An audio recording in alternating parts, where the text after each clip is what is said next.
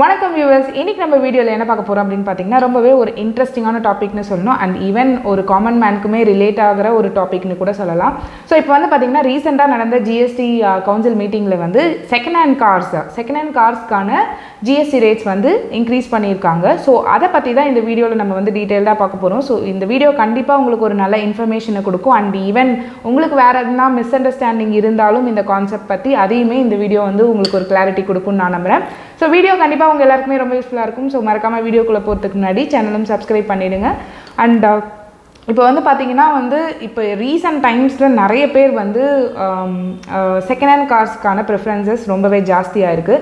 So ஏன்னு பார்த்தீங்கன்னா maybe ரெண்டு ரீசன் இருக்கலாம். ஒன்று வந்து பார்த்திங்கன்னா ரேட்ஸ் வேரியேஷன் இருக்கலாம். இன்னொன்று வந்து பார்த்திங்கன்னா இந்த வெயிட் டைம் ரொம்ப நாள் வந்து இப்போலாம் வந்து பார்த்திங்கன்னா ஒரு 2 வீலர் ஆர்டர் பண்ணாவே அதுக்கான வெயிட்டிங் டைம் ரொம்ப ஜாஸ்தியாக இருக்குது. ஸோ கார்ஸ் எல்லாமுமே அப்படி தான் ப்ரீ புக் பண்ணுறதா இருக்குது. ஸோ இந்த மாதிரியான கேசஸில் நிறைய பேர் என்ன பண்ணுறாங்க அப்படின்னா ஈஸி அண்ட் மோஸ்ட் கம்ஃபர்டபுளாக வந்து செகண்ட் ஹேண்ட் கார்ஸ் ப்ரிஃபர் பண்ணுறாங்க.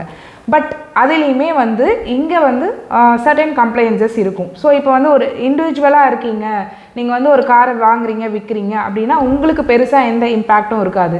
பட் இதுவே ஒரு பிஸ்னஸ் ரன் பண்ணுறவங்க, be it like a proprietorship R even கம்பெனியாக இருக்கலாம், ப்ரைவேட் லிமிட்டடாக இருக்கலாம், ஃபர்மாக இருக்கலாம், இதுவாக எப்படி இருந்தாலுமே பிஸ்னஸ் அப்படின்ற ஒன்று வந்து காரை வாங்கினாலோ விற்றாலோ இப்போ அவங்களுக்கு அதுக்கான சர்டன் இம்பேக்ட்ஸ் இருக்குது. ஜென்ரலாகவே வந்து பார்த்திங்கன்னா வெஹிக்கிளுக்கு நம்ம கிரெடிட்ஸ் எடுக்கக்கூடாது, ஜிஎஸ்டி கிரெடிட் எடுக்கக்கூடாது. ஸோ எனி வெஹிக்கிள் பர்ச்சேஸ்க்கான ஜிஎஸ்டி கிரெடிட் வந்து இட்ஸ் நாட் எலிஜிபிள். ஸோ அதனால் அந்த கிரெடிட் வந்து ஜென்ரலாக எடுக்க மாட்டோம். But in case of car டீலர்ஸாக இருக்கட்டும் ஒரு business person who is dealing in car, so இவங்க வந்து ஒரு காரை செல் பண்ணுறாங்க, ஆல்ரெடி வாங்கின ஒரு காரை செல் பண்ணுறாங்கன்னா அதோட இம்பேக்ட் வந்து ரொம்பவே டிஃப்ரெண்ட்டாக இருக்க போகுது. அண்ட் ஆல்சோ இதில் வந்து ஒரு ஹிடன் கான்செப்ட்னே சொல்லலாம். ஸோ இது வந்து எந்த வேல்யூவில் இந்த ஜிஎஸ்டி வந்து சார்ஜ் ஆகும் அப்படின்றது வந்து ஒரு இருக்குது இல்லையா. ஸோ அது வந்து என்னன்றது வந்து பார்க்கலாம். ஸோ ஃபஸ்ட்டு திங், நீங்கள் இண்டிவிஜுவலாக இருக்கீங்க, நீங்கள் வந்து ஜிஎஸ்டியில் ரிஜிஸ்ட்ரேஷன் எடுக்கலை, உங்களோட பையரும் இண்டிவிஜுவலாக இருக்காங்க, ஜிஎஸ்டியில் ரிஜிஸ்ட்ரேஷனையும் எடுக்கலை அப்படின்னா வந்து உங்களுக்கு இதில் எந்த ஒரு இம்பேக்ட்டுமே கிடையாதுங்க. சி ஃபார் எக்ஸாம்பிள் இப்போது ஒரு காமன் மேன் ஒரு பர்சன், இப்போ நீங்கள் ஒரு சேலரிடு எம்ப்ளாயி, நீங்கள் ஒரு கார் வச்சுருக்கீங்க, நீங்கள் வந்து உங்கள் ஃப்ரெண்டுக்கு அந்த காரை சேல் பண்ணுறீங்க அப்படின்னா நீங்கள் இதில் இந்த ஜிஎஸ்டி 18% அப்ளிகபிளா இல்லையா அப்படின்னு கேட்டிங்கன்னா உங்களுக்கு அது அப்ளிகபிளே கிடையாது. பிகாஸ் ஜிஎஸ்டிக்கு உங்களுக்கும் பெருசாக சம்மந்தம் கிடையாது. ஸோ அதனால் நீங்கள் என்ன ரேட்டுக்கு வந்து விற்கிறீங்களோ விற்றுட்டு போயிடுவீங்க. ஸோ பட் ஒரு ப்ராப்பரைட்டர்ஷிப், ஒரு பிஸ்னஸ், ஒரு ஜிஎஸ்டி ரிஜிஸ்டர்ட் பர்சனாக இருக்கீங்க. ஜஸ்ட் ஃபார் எக்ஸாம்பிள் ஒரு ஒரு ஒரு நார்மல் பர்சன், ஒரு நார்மல் டர்ன் ஓவர் பண்ணுற பர்சனை கூட இருக்கட்டுமே. ஸோ ஜிஎஸ்டியில் அவர் ஆல்ரெடி ரிஜிஸ்ட்ரேஷன் வச்சுருக்காரு. இன் திஸ் கேஸ் அவர் வந்து ஒரு கார் வாங்கியிருக்காரு ஏற்கனவே, அந்த காரை அவங்க விற்க போகிறாங்க. ஸோ என்ன வேல்யூக்கு விற்க போகிறாங்க அப்படின்றத நம்ம பார்க்கணும். ஸோ எந்த வேல்யூவில் ஜிஎஸ்டி வரும்னு சொல்கிறாங்கன்னா மார்ஜின், என்ன மார்ஜின் அவர் ப்ராஃபிட் என்ன வைக்கிறாங்களோ அந்த வேல்யூக்கு மட்டும்தான் ஜிஎஸ்டி வரும் அப்படின்ட்டு சொல்கிறாங்க. ஸோ இதில் என்னென்னா நீங்கள் ஒரு ஃபார் எக்ஸாம்பிள் ஒரு 8 lakhsக்கு ஒரு கார் பர்ச்சேஸ் பண்ணுறீங்க 2020. ஸோ 2025 வந்து அந்த காரை வந்து ஒரு 10 lakhsக்கு விற்கிறீங்க அப்படின்னா வந்து பார்த்தீங்கன்னா உங்களுக்கு அந்த 2 lakhs டிஃப்ரென்ஸ் இருக்குது இல்லையா. ஸோ இந்த டிஃப்ரென்ஸ்க்கு உங்களுக்கு 18% நீங்கள் வந்து பையர்கிட்டேருந்து கலெக்ட் பண்ணி கவர்மெண்ட்டுக்கு கட்டணும். ஸோ இதை வந்து நீங்கள் பிளண்ட்டாக இப்படியே புரிஞ்சிக்க முடியாது. இதில் ஒரு ட்விஸ்ட் இருக்குது. என்னன்னு பார்த்தீங்கன்னா நீங்கள் என்ன தான் வந்து 8 lakhsக்கு கார் வாங்கியிருந்தாலும் நீங்கள் விற்கும்போது அதோட கரண்ட் ப்ரைஸ் பார்க்கணும். ஏன்னா இதில் வந்து டிப்ரிசியேஷன் வரும் இல்லையா. ஸோ டிப்ரிசியேஷன்னா கார் நம்ம யூஸ் பண்ணுறதுனால அதோட வேல்யூ குறையும். ஸோ நீங்கள் வாங்கின வேல்யூ 8 lakhs, அதை வச்சே கேல்குலேட் பண்ண முடியாது. ஸோ இதில் வந்து ஹிட்டனாக நீங்கள் வந்து ஃபஸ்ட்டு கார் வாங்கும்போது ஐடிசி எடுத்திருக்க மாட்டீங்க. அப்படி எடுக்கலை அப்படின்னா நீங்கள் வந்து இந்த மார்ஜினில் மட்டுமே நீங்கள் டேக்ஸ் பே பண்ணால் போதும். ஸோ அந்த மார்ஜின் கேல்குலேட் பண்ணுறதுக்கும் சர்டன் பாயிண்ட்ஸ் நம்ம பார்க்க வேண்டியிருக்கு. ஸோ அதில் வந்து பர்ச்சேஸ் ப்ரைஸ் எவ்வளோ, சேல் ப்ரைஸ் எவ்வளோ அப்படின்றத அரைவ் பண்ணுறதுல தான் இருக்கே. ஸோ இப்போ வந்து சேல் ப்ரைஸ் வெரி கிளியர், நீங்கள் என்ன வேல்யூக்கு விற்க போகிறீங்க அப்படின்றதுல டிபேட்டே கிடையாது. பட் பர்ச்சேஸ் ப்ரைஸ்க்கு வந்து 2 சினாரியோ இருக்குது. ஒன்று வந்து நீங்கள் அதில் டிப்ரிசியேஷன் கிளைம் பண்ணியிருக்கீங்க ஆல்ரெடி ஐடியில் அப்படின்றது, இன்னொன்று வந்து இல்லை டிப்ரிசியேஷன் கிளைம் பண்ணலை அப்படின்றது. கிளைம் பண்ணலை அப்படின்றது வந்து பார்த்திங்கன்னா ஜென்ரலாக கார் டீலர்ஸ் இருக்காங்க இல்லையா. ஸோ அவங்களாம் என்ன பண்ணுவாங்க, ஜஸ்ட் ஒரு காரை வாங்குவாங்க அப்படியே விற்பாங்க. ஸோ இந்த மாதிரி இருக்க கேசஸ்லாம் வந்து இட்ஸ் வெரி சிம்பிள். நான் வந்து நேற்று வந்து போயிட்டு ஒரு 4 lakhsக்கு ஒரு கார் வாங்கினேன், அதை இன்றைக்கி வந்து ஒரு 6 lakh விற்கிறேன்னா ஸ்ட்ரைட் ஃபார்வர்டாக அந்த 2 lakhs டிஃப்ரென்ஸில் மார்ஜினில் டேக்ஸ் வந்துடும். ஓகே ஃபைன், இது வந்து கிளியராக உங்களுக்கு புரிஞ்சிடுது. அதுக்கு தான் வந்து 18%.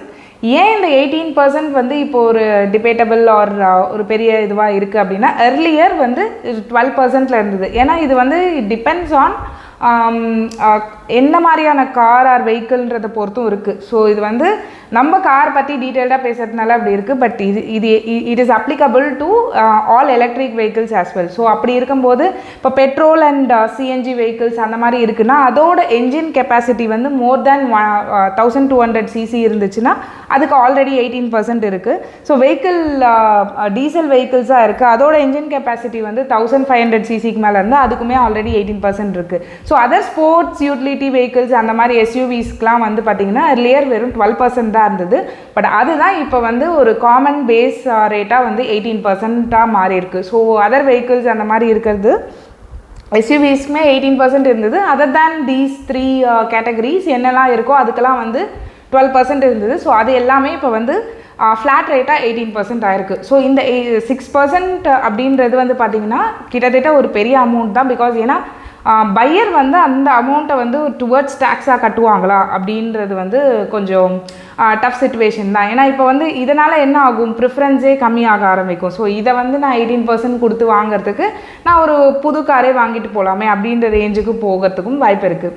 ஸோ இதில் டிப்ரிஷியேட்டட் வேல்யூ அப்படின்னு இப்போ நம்ம வந்து இதெல்லாம் வந்து காமன் சினாரியோ இப்போ வரைக்கும் பார்த்தது. பட் இதில் வந்து ஒரு ஃபைனல் ட்விஸ்ட் சினாரியோ எங்கே அப்படின்னு பார்த்தீங்கன்னா, நீங்கள் வந்து ஒரு 2020ல் வந்து ஒரு 8 lakhsக்கு வாங்குவீங்க. இப்போ 2025ல் வந்து அதை 6 lakhsக்கு விற்பீங்க. ஆனால் வந்து பார்த்திங்கன்னா உங்களை பொறுத்த வரைக்கும் அது லாஸ் இல்லையா? ஸோ இப்போ வந்து உங்களுக்கு நான் 2 lakhs லாஸில் தானே விற்கிறேன் அப்படின்ட்டு கேட்பீங்க. பட் ஆனால் ஐடி அண்ட் ஜிஎஸ்டி பொறுத்த வரைக்கும் இப்போ இது எப்படி நாங்கள் பார்ப்போம் அப்படின்னா, நீங்கள் வந்து 8 lakhs வாங்கியிருக்கீங்க, அதோட டிப்ரிஷியேட்டட் வேல்யூ, அதாவது டிப்ரிஷியேஷனுக்கு அப்புறம் இருக்க வேல்யூ பார்த்தீங்கன்னா 4 lakhs தான் இருக்கும். மேபி ஃபார் எக்ஸாம்பிள் சொல்கிறேன், 4 lakhs தான் இருக்கும். ஆனால் நீங்கள் 6 lakhs விற்கிறீங்க. அப்போது உங்களோட புக் ப்ரைஸ் வந்து பார்த்தீங்கன்னா 4 lakhs, நீங்கள் விற்கிறது 6 lakhs. ஸோ அந்த 2 lakhs டிஃப்ரென்ஸ் இருக்குது இல்லையா? ஸோ அந்த 2 lakhsக்கு நீங்கள் கட்டுற மாதிரி தான் வரும், ஜிஎஸ்டியும் சார்ஜ் பண்ணி கட்டணும். ஸோ அப்போது அந்த கேஸில் வந்து நீங்கள் என்ன நினைப்பீங்க, இல்லையே நானே லாஸில் தானே வாங்குகிறேன், எனக்கு purchase price minus sales price minus purchase price வந்து எனக்கு நெகட்டிவில் தானே இருக்குது. நெகட்டிவாக இருந்ததுன்னா there is no GST on it. Negative in the sense டோட்டலாகவே நெகட்டிவ். ஃபார் எக்ஸாம்பிள் நான் ஃபஸ்ட்டு சொன்ன சினாரியோவில் நீங்கள் 10 lakhsக்கு வாங்குறீங்க, அதாவது நேற்று கார் டீலராக இருக்கீங்க இல்லை இண்டிவிஜுவலாக இருக்கீங்க, நேற்று 10 lakhsக்கு வாங்குறீங்க, இன்றைக்கி வந்து 8 lakhs விற்கிறீங்க. வெரி சிம்பிள், 2 lakhs வந்து உங்களுக்கு லாஸு, நீங்கள் அதில் ஜிஎஸ்டி கட்டவே வேண்டாம். ஓகேங்களா? பட் இதுவே வந்து இந்த டிப்ரிஷியேட்டட் வேல்யூ, நீங்கள் கார் வாங்குறீங்க, ஹோல்ட் பண்ணியிருக்கீங்க, இப்போ நீங்கள் விற்கிறீங்க, பிஸ்னஸில் வந்து இந்த காரை விற்கிறீங்க அப்படின்றப்போ த அதர் பர்சன் யார் வந்து வாங்குகிறாங்களோ அவங்கக்கிட்ட வந்து கண்டிப்பாக நீங்கள் உங்கள் புக்ஸில் என்ன வேல்யூ இருக்கோ நீங்கள் விற்கிற வேல்யூக்கு இருக்கிற டிஃப்ரென்ஸ் வந்து இட்ஸ் நாட் நெகட்டிவ், பாசிட்டிவாக இருந்துச்சு அப்படின்னா அதுக்கு 18% ஜிஎஸ்டி கட்டி தான் ஆகும். ஸோ ஹோப் இந்த வீடியோ உங்களுக்கு வந்து ஒரு நல்ல கிளாரிட்டி கொடுத்துருக்குன்னு நினைக்கிறேன். உங்களுக்கு இது ரிலேட்டடாக வேறு எதுனா டவுட்ஸ் இருந்தால் கமெண்ட் பண்ணுங்கள். ஸோ இந்த வீடியோ வேறு யாருக்காவது தேவைப்படுனா அவங்களுக்கும் ஷேர் பண்ணுங்கள். அண்ட் போகிறதுக்கு முன்னாடி சேனலும் சப்ஸ்கிரைப் பண்ணிவிடுங்க. நன்றி, வணக்கம்.